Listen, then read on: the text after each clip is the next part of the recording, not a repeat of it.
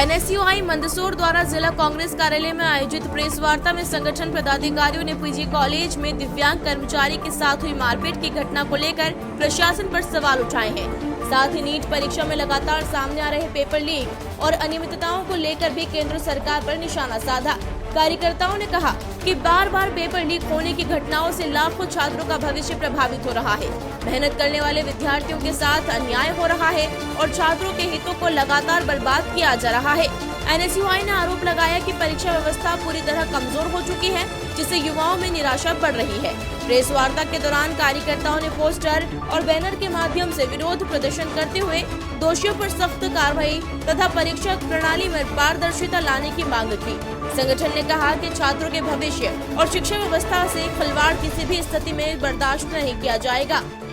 देखिए, आज जो है दो प्रमुख मुद्दों को लेकर जिला एनएसयूआई द्वारा प्रेस वार्ता का जो है आयोजन यहाँ पर आप सभी के संदर्भ में किया गया था। इस पर हमारे दो प्रमुख विषय ये हैं कि एक तो जो देश के 22 लाख छात्रों के साथ भाजपा की निकम्मी सरकार ने जो पेपर लीक करके घोटाला किया और धोखेबाजी की है, उसके खिलाफ सख्त कार्रवाई के लिए हमने प्रेस वार्ता आयोजित की। दूसरा हमारा प्रमुख बिंदु ये था कि जो विगत दिनों से मंदसौर जिले की एक काफ़ी अमानवीय घटना हमारे सामने आई थी, जिसमें पीजी कॉलेज के प्राचार्य द्वारा एक दिव्यांग कर्मचारी के साथ मारपीट का मामला सामने आया था, जिसको लेकर हमने थाने पर गए, आवेदन निवेदन प्रदर्शन के माध्यम से हमने हमारी बात शासन प्रशासन तक पहुंचाने की पूरी कोशिश की।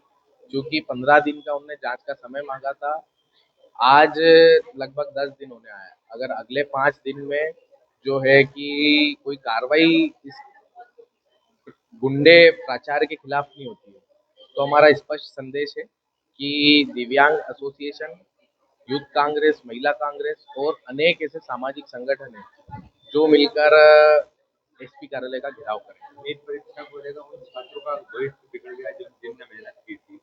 नीट परीक्षा को लेकर एनएसयूआई का और हम सभी का एक स्पष्ट संदेश है कि पिछले 12 साल में 14 बार और 70 से अधिक पेपर लीक हुए। तो क्यों हमेशा पेपर लीक होता है? अधिकारी जिम्मेदार होते हैं और सजा छात्रों को मिलती है। हम चाहते हैं नैतिकता के आधार पर एक मन में मानवीय भावनाओं को लेते हुए देश के शिक्षा मंत्री को इस्तीफा देना चाहिए। एनएसयूआई द्वारा प्रेस वार्ता का आयोजन किया गया था, जिसकी दो मुख्य मुद्दे थे। एक तो नीट पेपर लीक और दूसरा जो मंदसौर पीजी कॉलेज में दिव्यांग कर्मचारी के साथ जो अभद्रता की गई थी उसको लेकर। तो मैं आपसे एक नीट पेपर लीक को मन में कहीं ना कहीं एक पीड़ा है।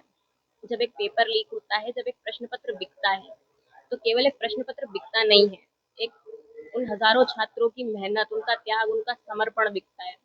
उन छात्रों के अभिभावकों का त्याग जो अपनी इच्छाओं को मारकर अपने बच्चों की मोटी मोटी फीसें भरते हैं।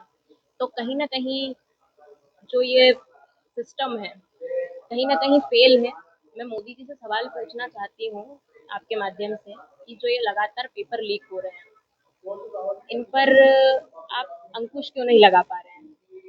पिछले 10 सालों में लगातार 90 से अधिक पेपर लीक हुए हैं। हम उन 90 पेपर की बात नहीं करते हैं, हम सिर्फ नीट पेपर की बात करते हैं।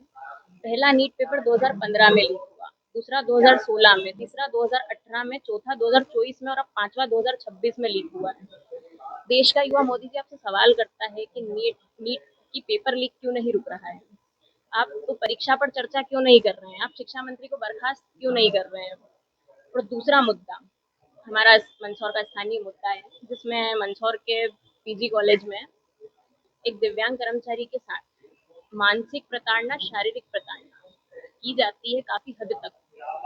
उसके साथ गाली गलौज की जाती है, उसके साथ मारपीट की जाती है। और जब उसकी माताजी द्वारा प्राचार्य को फोन किया जाता है और कहा जाता है कि ऐसी क्या गलती हो गई हमारे बच्चे से, तब उनका कहना होता है कि ये तो अभी कुछ भी नहीं है, मैं आगे जान से मार दूंगा।